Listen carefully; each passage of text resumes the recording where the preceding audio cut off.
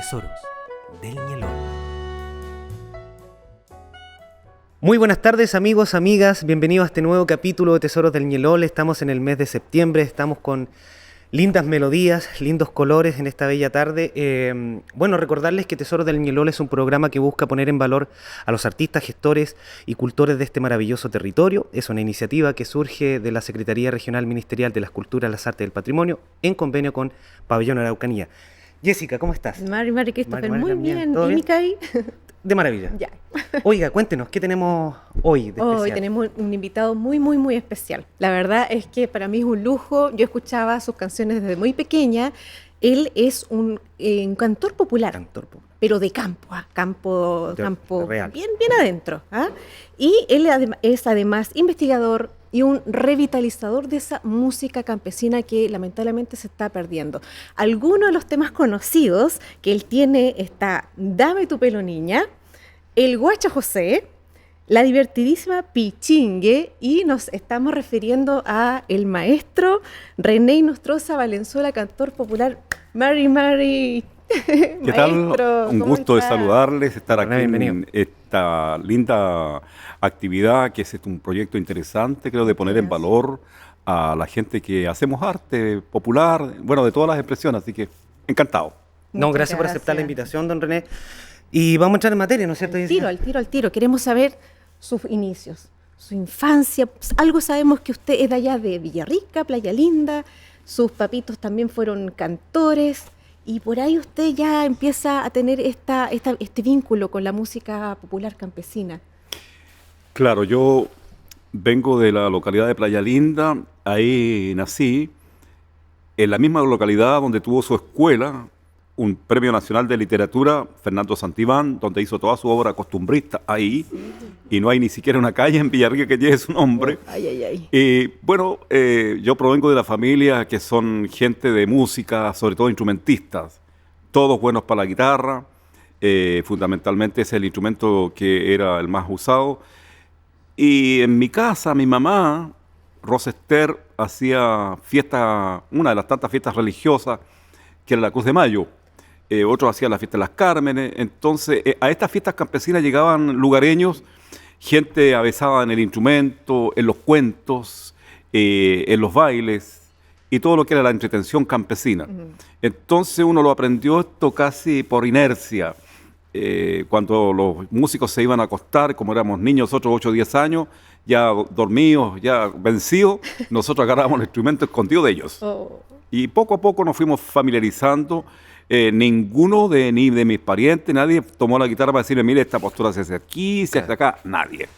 Todos tuvimos que aprender así nomás, golpe y martillo nomás. ¿A oído, observar? Claro. Entonces yo provengo de esa familia donde había mucha tradición y poco a poco la gente fue vendiendo ahí los sitios en Triberri y Pucón, y los dueños ya, bueno, no podían tener inquilinos, porque algunos se quedaron como inquilinos o como cuidadores, no iban a permitir que hicieran fiestas de ese tipo, claro. Así que empezó a desaparecer la tradición. Pero entre Villarrica y Pucón había mucha religiosidad especialmente, y otras expresiones como los torneos campesinos. Así que de por ahí viene esta onda musical, esta vena de la guitarra especialmente.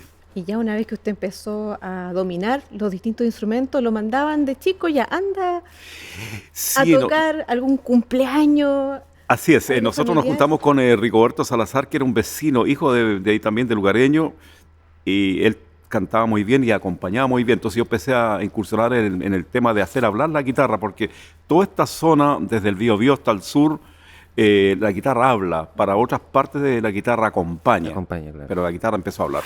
Entonces con Rigoberto nos hicimos un dúo, los de Playa Linda, y entonces ya empezamos a ser invitados un poco casi a la par de unos primos míos que eran los músicos oficiales, ellos, qué sé yo, en los torneos, en las fiestas de la escuela, en todas partes, ellos eran los músicos oficiales y que siempre tocaron como los dioses, mucho dominio de guitarra.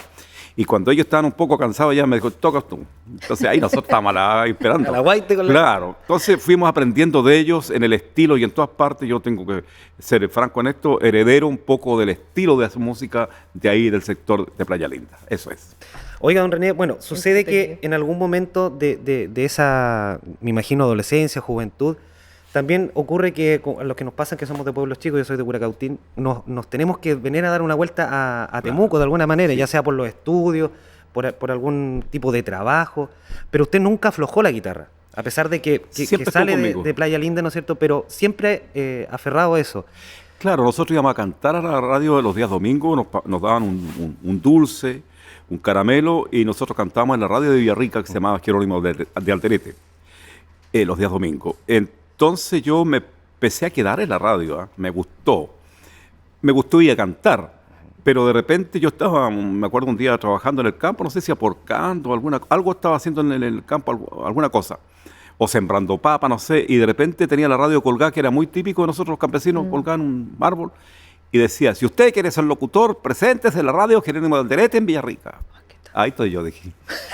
Y me presenté, éramos como 20 o más los postulantes, quedamos 8. De los 8 quedaron 5, y entre los 5 quedé yo. Yeah. Encontraron que, no sé, algo pasó, que encontraron que la voz mía tenía que ver, era clara, no sé. El problema es que yo al quedar me hicieron algunas cosas, hacer animaciones, y el mismo dueño de la radio me dijo, mira, no tienes mala voz, pero te falta conocimiento, te falta cultura. Ajá. Entonces ahí yo tuve que meterme al liceo nocturno a estudiar porque tenía sexto básico. Y ahí me puse a estudiar. Paralelamente trabajando en la radio, ya empecé poco a poco hasta que hice cosas paralelas. La música los domingos, sábado y domingo los torneos, y el resto trabajaba en la radio. Así fue mi vida y nunca me despegué de lo más importante que era para mí la raíz, o sea, el campo, la forma de hablar, la forma de comportarse. La gente campesina es gente cordial, es gente callada, pero gente muy cariñosa, muy afectiva. Entonces, eso yo lo he tenido como herencia toda la vida. Nunca me perdí de eso. Ahí sucede algo interesante porque ya nos pasamos como a los fenómenos sociales que están en torno a eso, y usted ha honrado labia de sus raíces. Y aparece, ¿no es cierto?, la fiesta como una actividad social súper importante donde estaba el intercambio de conocimientos, pero también habían tratos, acuerdos, trabajo colaborativo, conversábamos el otro día, no sé, se prestaban las herramientas o cómo usar algo ya más tecnológico en el campo. Entonces, y también el compromiso de la palabra, la importancia de la palabra. Sí, eso yo lo aprendí desde niño. Un hombre, por ejemplo, campesino, mi mamá, por ejemplo, ella le vendía, fue a don Domingo Pinoza, tengo una vaca para venderle. Y ahí entraban a trato, mire, no es poco, hasta que llegaran a un acuerdo. Entonces después pasaba un tiempo y decía, mire, yo el otro domingo voy a ir para allá, a buscarla. Y por entre medio venía otra persona y decía, mire, molita su vaca, se la compro yo. No, yo le di la palabra a don Domingo, le di mi palabra. Le di mi palabra en todas partes, no solamente ahí en Playa Linda, en todo el campo chileno, las partes campesinas de otros países latinoamericanos, es lo mismo, más o menos parecido. El campesino es muy parecido en eso. Nos cambia el sol, nos cambia el ropaje, pero el campesino es igual. El don de la palabra. Y eso era muy importante en el sector campesino, que yo después vi que coincidía con otros sectores que es más o menos igual. Pues, así es. Valor. Don René, bueno, y todo eso que usted va aprendiendo y la vía sacrificada también que tuvo para poder estudiar, mundos paralelos, trabajos paralelos, logra finalmente estudiar periodismo. Sí, yo me puse a estudiar. Cuando yo llegué a Temuco, llegué como locutor de la radio central, que no existía, ya no existe, esa radio está en Chillán. Y después me pasé de ahí a la radio cooperativa. Estuve 10 años ahí, como corresponsal y todo. Pero faltaba esta parte final que había que ser profesional. Y yo fui uno de los que luchó para que se hiciera de alguna forma posible que las escuelas de periodismo llegaran a Temuco. Universidades, estaba la Universidad de Chile en ese tiempo, después se fusionó con la Universidad Técnica y nació la Universidad de la Frontera. Entonces, de repente, las universidades privadas llegan apostando a esta carrera de periodismo. Y ya, bueno, junto con el Negro Jiménez, que trabajaba en la cooperativa, y otros más, nos inscribimos en periodismo. Yo hice poco más de 2 semestres, casi 3 semestres en periodismo, y me tuve que retirar por el tema económico, no podía financiarlo. Pero paralelamente la guitarra siempre presente, la música. Y además yo incursioné después en el tema de la investigación, que tiene que ver con el rescate y valoración de la cultura a partir de la música, de los instrumentos, de los repertorios. Y ahí después pasó un fenómeno que en un momento se lo puedo contar, cómo es que surge el hombre común a convertirse en un artista, que, entre paréntesis, que yo no me sentí nunca eso, pero me transformé de la noche a la mañana en una persona que tuvo que dedicarse, dejar la radio y ponerme a cantar. Claro, llamó al escenario. O sea, es inevitable pensar en Olmué, 93, 94, que al visualizar ese registro que afortunadamente existe, usted trasladó todo este bagaje campesino al escenario, sí, con una función pedagógica, contarle a la gente de cómo se vive en el campo. Claro, mire, cuando yo fui consciente, porque yo fui consciente de que era portador de una cultura, seamos claros, yo nunca tuve voz ni tengo voz para cantar, pero sí tengo estilo. Estilo, eso sí que, ese es tener el sartén por el mango. Y cuando yo tengo alguna habilidad con la guitarra, pero cantante no. Sin embargo, cuando yo fui consciente de que era portador de esta cultura, dije, esto lo vamos a poner sobre el escenario, pero lo vamos a explicar porque en ese tiempo en que yo nací como artista, estaba la música seria del folclore, estaba la música comprometida y la música de raíz casi no estaba, pero no era distinguida. Entonces yo dije la diferencia, mire, el cantor campesino es esto. El primero cantor campesino no es una persona vulgar en el lenguaje, ni es tampoco insolente, no es ofensivo. Porque los humoristas se afirmaban mucho en eso. Entonces empezamos a hacer la diferencia. Lo que quiero decir es que entre la música de los Guasos Quincheros, que es una música muy buena, muy respetable, y la música de ese tiempo, qué sé yo, de los Guasos Cochinos, al medio me instalé yo. Logró ver eso, ¿no? Claro. Entonces eso me ameritaba que yo tenía que explicando por qué la guitarra, por qué esto. Y poco a poco la gente se empezó a dar cuenta de esta propuesta musical y eso me abrió muchas puertas. Entonces yo dije, bueno, si vamos a investigar esto, lo vamos a hacer primero que nada con forma descriptiva y luego acompañarse de gente que sea seria en esto. Y ahí yo me encuentro con Raúl Díaz Acevedo, que es un profesor, una persona que estaba haciendo hace harto rato investigación sobre los afinales de la guitarra. Y bueno, ahí las cosas que yo sabía las intercambiamos con él.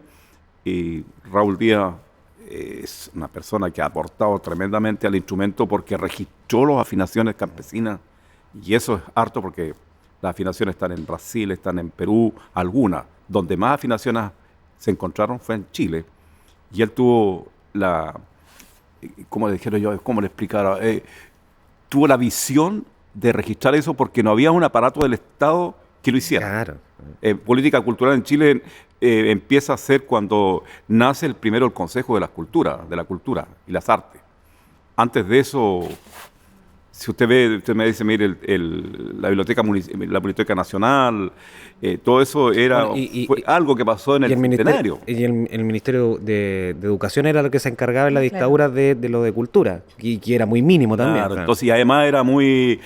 cuando alguien se dedicaba, por ejemplo, a la música o a investigar algo, lo hacían de una manera bastante, como le dijera yo, un poco académica. ¿Quién hizo un trabajo fuerte? Claro, fue la Universidad de Chile a través del Instituto de Investigaciones Musicales, que alcanzó a grabar, no sé si 3 o 4 long play con música auténtica. Esta forma de registrar parecía a los Guiedas con El Azul del Mundo, claro, y Bajo la Cruz del Sur, o Fruto del País, en que los Guiedas son muy cuidadosos, en que dejan que la gente hable. ¿Te fijas? No ensucian mucho la imagen. Entonces la Universidad de Chile hizo con la música eso, registró en su estado natural. Y yo dije, ese es mi camino. Y por ahí me he manejado yo y acá estoy. Ay, qué bueno. Don René, quiero volver a ese momento en el cual usted empezó con un poco... Uy. Me cayó el mate. Eso es parte de la... Muchas veces se le cae el ponche a uno en la fiesta, así que está bien. Claro, es parte del show. Pucha, no era tinto. Claro. Me cayó en los pantalones, voy a decir que me cayó en la pierna. Un poco picardía, por así. Claro. No estaba muy caliente, ¿verdad? No. Don René, sí, quiero volver a ese momento en donde Bueno, usted va tomando un poco los estudios que en algún momento le sirven, esos estudios de periodismo, conecta con el mundo campesino, con todo lo que había vivido en su juventud, empieza a escribir sus propias canciones, usted empieza a relatar ese mundo de campo, lo siente, le pone melodía, le pone acordes y aparece Savia Campesina, 1984, récord, disco de oro, disco de platino, fue pero un éxito total y a mí consta porque yo en aquella época el cassette suyo lo dábamos vuelta por ambos lados todo el rato. ¿Qué pasó ahí? Porque ahí eso fue un boom. Bueno, hay dos cosas que nos parecemos a nosotros los periodistas. El periodista y el cantor es el que escribe el primer borrador de la historia de su país, de su región, y los cantores y los periodistas somos más o menos la misma parecida. Entonces, a mí me pasó que yo rompí el esquema. En periodismo usted sabe que hay una cosa que se llama la noticia cotidiana, ¿no? Que pasa siempre, qué sé yo, cosas que pasan. Pero cuando viene un tipo y rompe el esquema, claro, usted escuchaba la música más o menos seria, folclórica, la música, mucha picardía, bastante levantada de tono, y aparece un tipo con esto, entonces este esquema que logramos romper sin quererlo fue el que causó expectación. Primero dijeron, este tipo está pagado, alguien le está pagando. A mí me tildaron hartas veces, no, le está pagando el Estado, le debe estar pagando el gobierno. Otros dicen, no, esto lo inventó. Y poco a poco nosotros tenemos que defender eso arriba del escenario, porque una cosa es que usted haga algo y después sea capaz de sostener eso. En el tiempo, ¿no? Claro, entonces cuando me vieron que yo sí tenía algún manejo de la guitarra y manejo del lenguaje, y la gente campesina empezó... Se reconoció ahí. Claro, y la gente me reconoce rápidamente y dijo, no, este tipo es de acá, es de nosotros. Eso, entonces yo me hice responsable de eso. Claro, es decir, nos identificamos con él. Me hice responsable en el sentido de no ponerle más de lo que había que ponerle, ni quitarle tampoco, sino en su justa medida. Entonces, cada cuento campesino donde yo lo relato, nunca va a haber grosería, ni ofensa, ni contra la religión, ni contra el deporte, ni contra la política, nada. Lo mío es raíz. Y ahí estamos. Entonces, y en la música parecía igual. Ahora, yo desde joven compuse mis canciones. Otra cosa que no se conocían. Entonces, después yo empecé a hacer canciones que tenían que ver con lo costumbrista, con lo simple, lo sencillo. Después recogí otras cosas también que eran para mí bastante importantes, que significaban de alguna forma la identidad que uno podía tener. Entonces, este repertorio que yo he ido manejando tiene que ver con esas cosas. Ir relatando, igual que el periodista, la historia de su pueblo. Cuando usted quiere hablar de la cosa simple, el guacho José, o los 2.000 pesos, el hombre que gana poco, ¿no es cierto?, pero con poco se conforma. El campesino no es muy de quejarse. Usted va para allá, incluso repite todo lo que usted le diga. Sí. Buenas tardes, amigo, buenas tardes. Malazo el día. Malazo. Capaz que se arregle. Sí, capaz que se arregle. Es decir, eso por ahí va en las canciones también. Importante lo del relato. Bueno, está el relato, está la palabra, está el honrar la vía de la raíz, pero está el acompañamiento y está esta guitarra que habla. Claro. Tenemos una data de aproximadamente 160 años que pueda tener esa guitarra española, que le ha acompañado ya hace muchos años, creo que hay más de una de esas. ¿Qué pasa con la instrumentación campesina, René? Bueno, yo partí con una guitarra cuando ya me dijeron, porque lo mío fue anecdótico, así yo fui a arreglar un autito, fui a 600 que tenía, y cuando el mecánico me dijo, ¿y qué vamos a hacer ahora? O sea, el mecánico le gustaba, entonces yo dije, lo invito a alguna parte, no sé, me dijo, vamos aquí a la vuelta, no sé, había que todavía existe, no lo puedo nombrar. Ya vamos, era un chinchela ahí donde con un jarro de esos jarros de porcelana, y algunos se pegaban un toquito, ya vamos para allá. Y claro, él estaba acostumbrado a eso, entonces pedimos un jarro de esos blancos, y los mandamos ahí, una caña. Y yo quedé medio cucarro. Entonces yo le dije, ¿qué hacemos ahora, vecino? No sé, pues me dijo, usted tiene Oiga, hay una peña, vamos a la peña. Entonces Mario Manríquez había apostado a poner una peña para darle un lugar a los cantores y a la gente de Temuco, un espacio donde poder expresar su música. Y además él tenía la oportunidad de ofrecer una linda comida basada en las empanadas, que es una empanada las famosas caldúas de Mario Manrique eran inconfundibles. Y partimos para allá. Y ahí parte lo mío, porque yo por algún momento algo me dice, ¿por qué no cantáis tú? ¿Pero qué si te no cantas? ¿Y a dónde? ¿Si trabajas en la radio? ¿Qué sabes cantar? Y yo con los tintos que me había pecado allá, más otro allá, un toque envalentonado, ya, pásame la guitarra. Agarró coraje. Y me pongo a cantar una canción, la escucharon la gente entre conversación. Empezaron a poner... Claro, estaba llena la peña. En la segunda canción, cuando yo canté, un silencio total. Y yo canté, termino de cantar y se para la gente a aplaudir. Oh. Entonces ahí pasaron dos cosas. Una, que la gente que a mí me conocía se sorprendieron y los que no me conocían también se sorprendieron. Dijeron, ¿de dónde esta música? Esta música me suena así a olor a tierra. Tiene, ADN, claro. ¿no? Sí. Y ahí mucha gente amiga me sostuvo en sus brazos, con su amistad. Y luego nomás Gabriel Calfiqueo tenía que ir a un concurso a Santiago e incluyó mi canción, una de mis canciones, a Santiago en el concurso de raíz folclórica que lo organizaba una casa de compensación, una caja de compensación. Que nosotros la ganamos como una carrera, cuando usted en la carrera de caballo la ganó antes de correrla. Y dijo, no, esta canción, una canción que... Pero no era tanto la letra, sino la canción, era el estilo que estaba puesto en el escenario, la forma de tocar la guitarra y todo esto, con una guitarra pestallo. Claro, después yo me compré con sacrificio y a varias cuotas me compré una guitarra en una tienda de Temuco y con esa guitarra partí. Y en el tiempo me fui haciendo de guitarras, comprando, arreglando. Esta misma yo le hice una manito de gato a esta guitarra para que esté más o menos bien mantenida. Y fue a aprender el oficio, digamos, de manejar algunos instrumentos en la mantención técnica.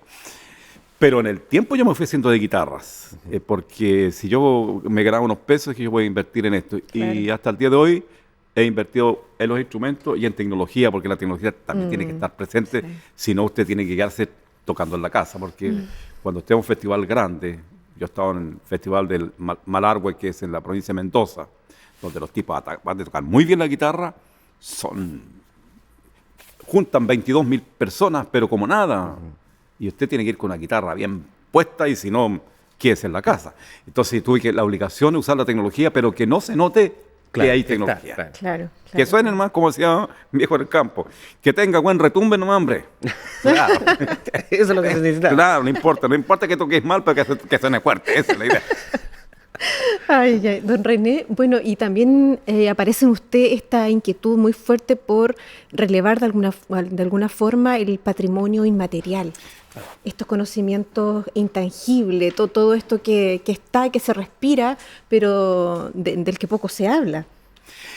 Claro, para el bicentenario de nuestro país se habló del patrimonio, pero el patrimonio material. Cuando yo fui servidor público, también trabajé harto por el patrimonio, le hicimos hartas cosas, pero yo quería imponer el asunto inmaterial, pero como era parte del gobierno, del aparataje del gobierno, no quise insistir mucho, porque si no habrían dicho que estaba imponiendo a mi criterio, entonces me quedé ahí. Pero el patrimonio inmaterial lo tiene que considerar acá, por ejemplo, las distintas identidades que llegaron acá.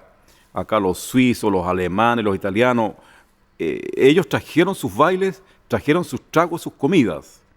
Y eso está ahí. Lo mismo pasó con las fiestas campesinas, la religiosidad. La religiosidad en Chile es muy fuerte. Aparte de San Sebastián, la Virgen del Carmen, la Virgencita del Tránsito, de Metrenco, existe la fiesta de la Candelaria.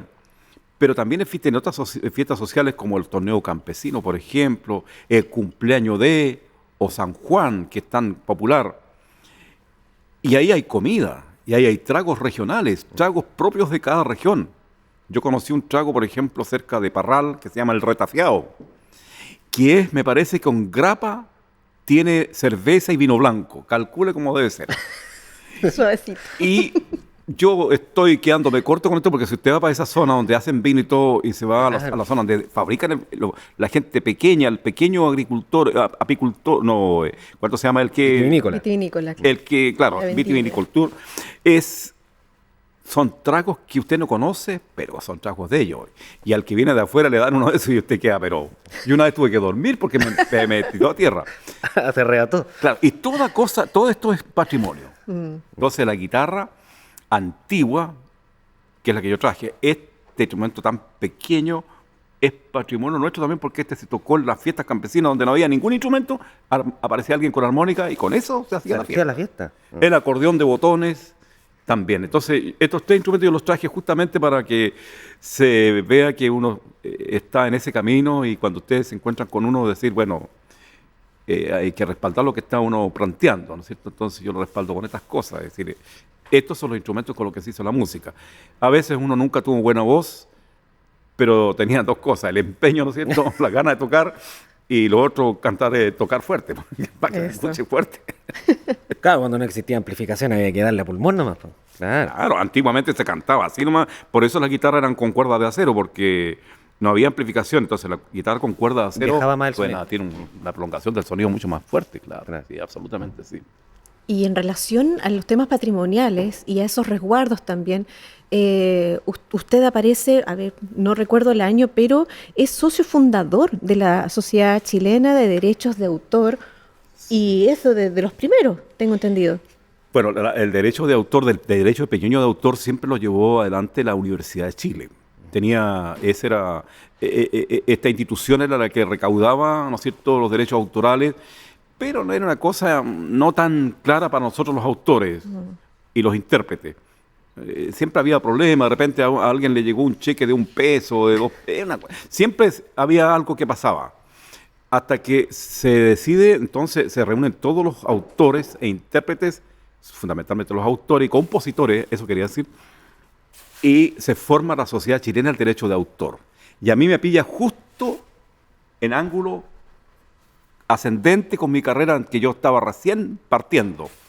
Entonces fue una buena decisión haberme incluido ahí y fui de los socios fundadores. Yo soy el socio 42 y somos más de 10.000. Entonces, bueno, ahí yo estuve con don José Goles, por ejemplo, don Vicente Bianchi, que son gente, autoridades, claro. Y nace esta Sociedad Chilena del Derecho de Autor sin fines de lucro, y esto cambia completamente, porque los derechos sí empezaron a llegar a los autores y compositores, sí empezó a llegar a recibir plata, y bueno, nuestra institución hoy día es una institución que vela mucho por sus integrantes, por sus socios, permanente de comunicación. Yo soy parte de la Comisión de Disciplina y Ética dentro de la sociedad, que vemos todos los problemas que se ven, como en toda sociedad o institución, hay problemas a veces entre los mismos músicos, o a veces músicos con alguna persona, entonces se sanciona dentro de eso de quien no está dentro de los estatutos. Hay todos unos estatutos que dirigen a la Sociedad del Derecho de Autor. Hoy día es una institución perfectamente visible, no solamente en Chile, sino en todo el mundo, porque también la Sociedad del Derecho de Autor tiene los derechos de los artistas internacionales. Si usted toca una canción de un artista, ya sea latinoamericano o no sé, finlandés, lo que sea, esos derechos son recaudados, se saca lo que corresponde, tiene la parte administrativa, y el resto se evacúa hacia el país de origen. Exacto. O sea, es una institución seria, como decía, visible entre las instituciones chilenas, y así que es un orgullo estar dentro de la sociedad chilena y haber sido parte, digamos, de su nacimiento. Sí, y cómo ayudar a regular esto, ¿no? Y darle un resguardo a los artistas nacionales. Claro. Sí, don René, bueno, y están las formas de afinar, que usted ya nos relataba desde la infancia, que era observación, era escuchar, pero no había un aprendizaje de llegar y mira, este acorde así. No.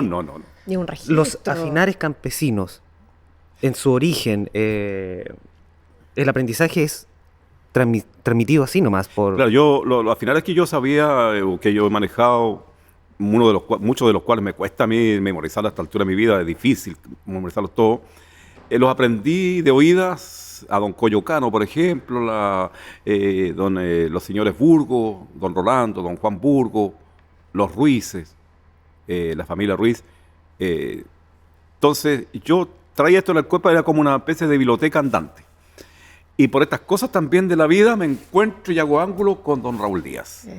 Y don Raúl Díaz me cuenta, mire, lo que pasa es que yo estoy hace tiempo registrando los afinares, empezamos a conversar, y yo me empecé a dar cuenta que él era un hombre bastante serio en su investigación, y él se empezó a dar cuenta que yo venía de allá también, del mundo del campo, y nos pusimos los dos a mirar el horizonte.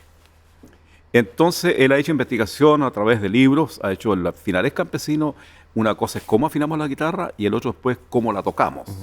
Y con ejemplo. Finales campesinos, toqueos campesinos. Y yo hice un audiovisual con distintos soportes en que mostrábamos los cantores, los últimos 9 cantores que habían tocadores de guitarra, pero realmente concertistas en guitarra, la señora Daidama Veloso, por ejemplo, y así no recuerdo otros nombres. Y después hicimos un audiovisual que lo postulamos a un proyecto de cultura en ese tiempo el Consejo de la Cultura y lo ganamos. Entonces nos asociamos así con Raúl Díaz para trabajar en conjunto estas cosas. Entonces, yo creo que eso de alguna forma está teniendo resultados hoy porque vemos mucha gente joven que va a ese registro. Claro, y consultando los libros, algunos escuchan lo que uno grabó. Entonces, yo creo que va a llegar un momento en que el Estado se va a hacer cargo de esto, porque si usted me dice esta guitarra que tenemos colgada acá, ya no está en el campo, ya eso ya perdió, se fue. Eso ya no, lo que se recogió por algún loco que andaba, entre ellos don Raúl Díaz y yo, de Pancho Astorga, por ejemplo, de la Sexta Región, que falleció hace 2 años, y otra gente más de Valdivia, y se acabó.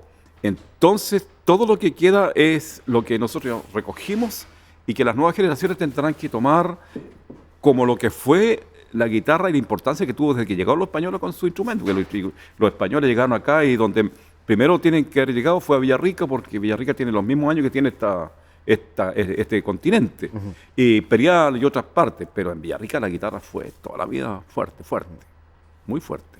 Y está también entonces con toda esta investigación la generosidad de seguir transmitiendo estos saberes, así como ustedes recopilaron toda esta información del campo, de los abuelitos, las abuelitas que todavía cantaban con esos finares.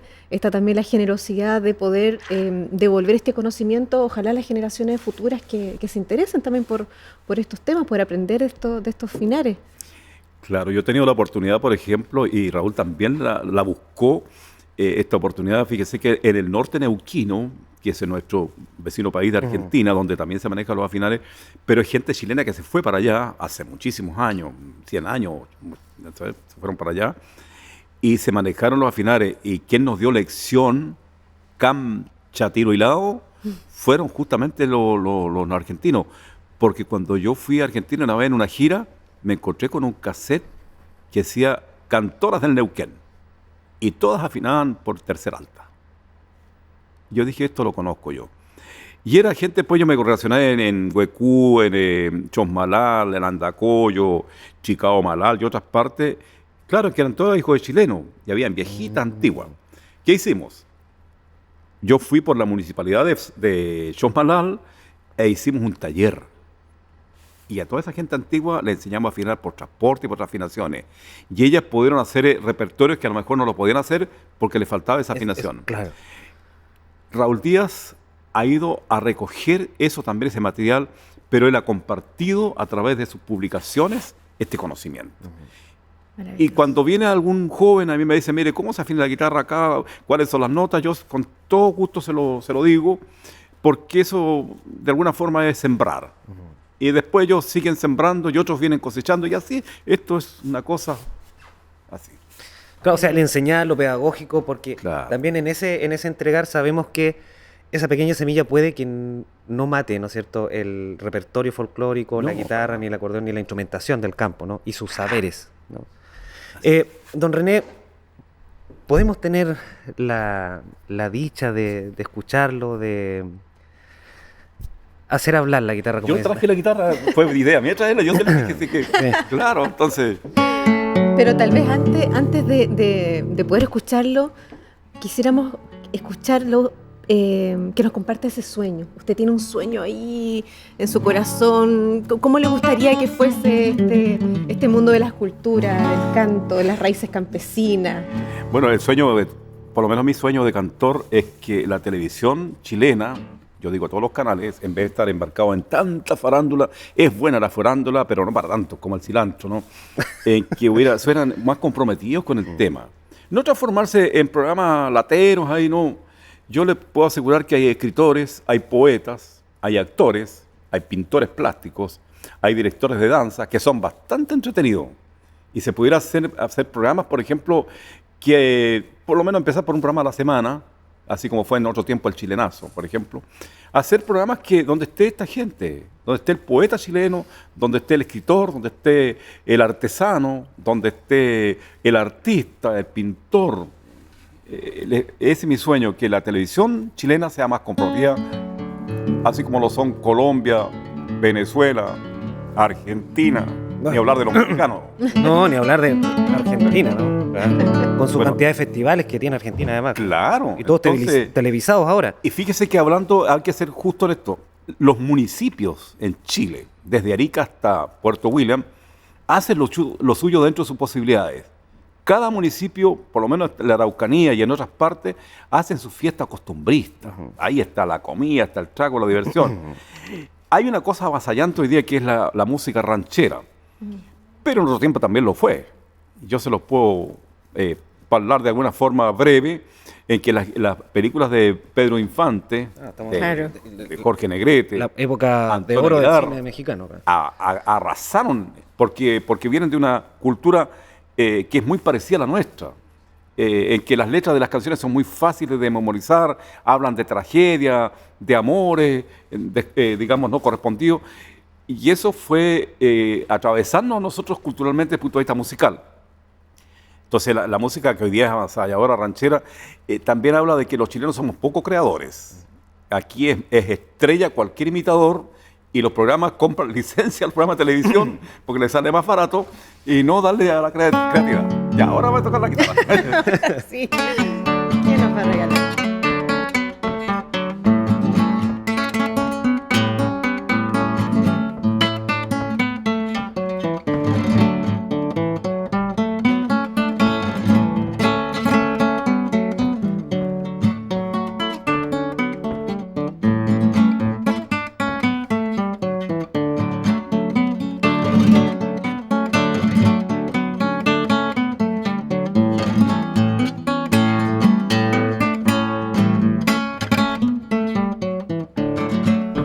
Tenía 2.000 pesos y que en un año me los gané. Con una chiquilla linda en una noche me lo tuve.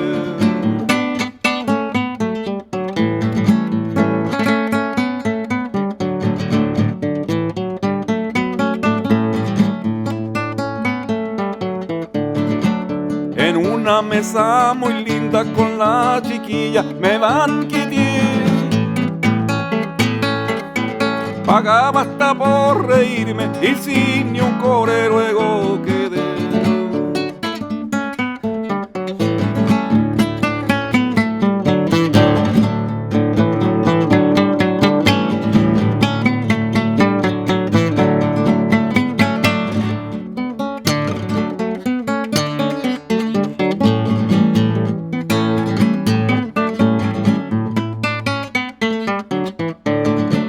En una cama muy linda con la chiquilla yo me acosté. Y luego me contó el cuento y yo borracho se lo acredité. Tengo que decir que la dama para tocar la guitarra antigua era mucho más sutil. Suavecita. Los hombres más enérgicos.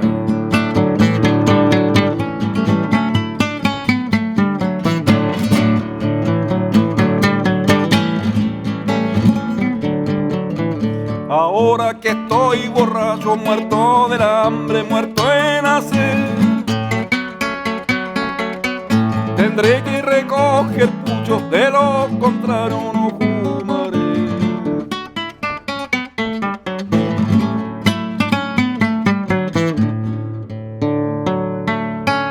Eso. ¿No ves? Ahí estamos. ¡Bravo!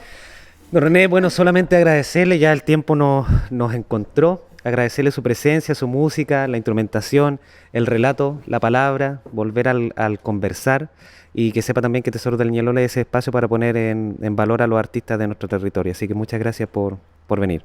Gracias a ustedes por la oportunidad de venir a conversar algo, decirle a las nuevas generaciones que no le tengan temor a la creación, que recojan cosas que son auténticamente nuestras y que por supuesto las interpreten y las digan tal cual. Ser auténtico es lo más importante en esto. Gracias por tener la visión ustedes de entrevistarme no solamente a mí, sino a toda la gente que han venido ustedes conversando con ella, porque esto de alguna forma es un documento y eso es lo que uno espera del Estado. Así es que felicitaciones a quienes llevan adelante este proyecto. Muchas gracias y será hasta otra oportunidad. Muchas gracias, don René. Bueno, podemos encontrarlo y escucharlo todos los días en un programa en la UFRO, ¿cierto?, que se llama Al Compás del Folclor, todos los días de lunes a sábado al mediodía. Y este programa será transmitido por las redes sociales. ¿Cuáles redes sociales? Así es. Bueno, estamos en Facebook Live de Cultura La Araucanía, Pabellón Araucanía, a través de los YouTube, ¿no es cierto?, de ambas plataformas y como novedad de este año, el formato podcast a través de Spotify. Tesoros del Ñelol. Tesoros del Ñelol. Muchísimas gracias a todos nuestros amigos, amigas, nuestros seguidores. Nos vemos. Peucayal.